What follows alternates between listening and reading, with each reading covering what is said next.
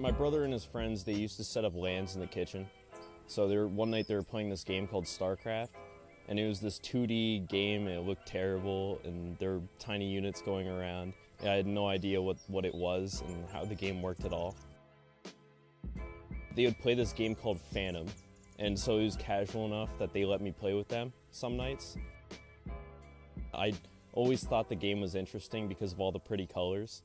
So, like all the tiny units going around, the Zerglings and Zealots and Dragoons, I thought the colors of the buildings were pretty cool. In 2010, StarCraft II Beta came out, so they started playing that one. That one was a lot prettier, so it was a lot easier to get into. And RTS wasn't really something I was interested in at the time. I always thought RTS games were more for nerds. Once I started playing StarCraft and I saw how competitive my brother was with his friends, I saw that there was something different about StarCraft, that there was a lot more thinking, a lot less going around aiming and shooting. In StarCraft, you actually had to think and strategize about what you were going to do at the beginning of the game, rather than during the game. I think that players fear me because they don't know what I'm going to do. They can study me, they can try to study me, they can see that I'm doing a certain build, but there's no guarantee that I'm going to be doing that build in the series that we play. I don't play like any other player. I have my own style, and I don't lock myself down to a certain style. If I see that something is good, then I'll start executing that style. I don't care what others think about how I play. They can call me a cheesy player, they can call me a macro player, but I really don't care about that. I just want to win the game. With the Cheesadelphia round of 8, that was definitely one of my best performances this year. Spawning down here in the bottom right-hand corner of the map, representing Sloth Esports Club, give it up for Tesla. I did beat some really good players to get there. I beat Lucky, I beat Future, and I even beat, I think I beat Cuddle Bear as well.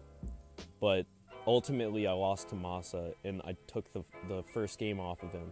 Tesla is going to storm on through. He's finally going to clean up and claim game number 1. And so that sent a lot of people into shock, like, oh, could Rob really get to the round of 4? But I ended up not, because some of Masa's strategies are pretty unorthodox. Continuing to push on forward. Oh my god, and that's it. That's all she wrote. Masa going to be able to take that victory. In the StarCraft scene, we like to joke about StarCraft II being a dead game, but it really isn't. It's kind of the biggest it's ever been when you think about it. The game has constantly been growing. The player base is stuck there. It's very consistent. It's no Fortnite. Fortnite is one of those games that it's like a matchstick. So you light the match and it burns bright, but then it fizzles out very fast. And StarCraft is one of those very slow burning fires. And it just continues on. The player base sticks there. It has its core base, and then it has casuals too, and they come and go. But its core base really keep the game going. Austin this year, I see myself at least winning the first group stage. It's going to be bracket luck for me. If I get a good bracket, I'll get through. But if I don't get a good bracket, if I get a really hard opponent, it's going to be a lot tougher. That's not to say that I couldn't upset someone. It's just going to be a lot harder journey if I get someone hard early on. But who knows, maybe I get a hard opponent early on and I beat them and I get through to the next group stage, and maybe it's a little easier then. Shout out to Sloth Esports, shout out to Stefan for managing a great team. I love our team, I love our players. Shout out to everybody supporting me and rooting for me and saying I'm a good player.